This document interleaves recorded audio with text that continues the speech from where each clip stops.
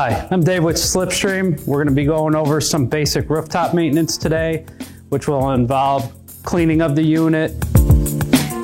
Ideally, we never have to worry about cleaning the evaporator coil. If filters are changed regularly, the unit's maintained properly, hopefully the coil will stay clean. I've already pulled off the economizer section to this so we can get full access to the evaporator coil. So I'm going to pull the filters off, slide them out of here and get them out of the way. Generally not a good idea to run a hose when we're blowing into a unit which is right above the inside of the building. So we're going to use coil cleaner if needed. In a lot of cases there's different varieties. There's aerosol cans you could use that are rinse free. There's actual mixes you could use that are rinse free.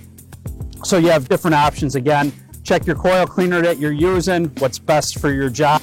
That's what you want to use.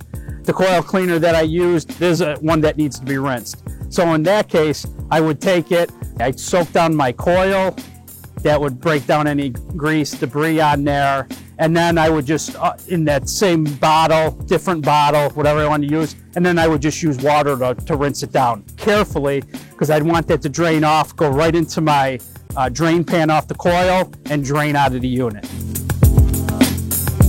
If you get to a coil that's really dirty, really bad, you come up on a unit that hasn't had filters in a while, you also have options of brushing a coil off. Here's a simple furnace brush, any type of brush.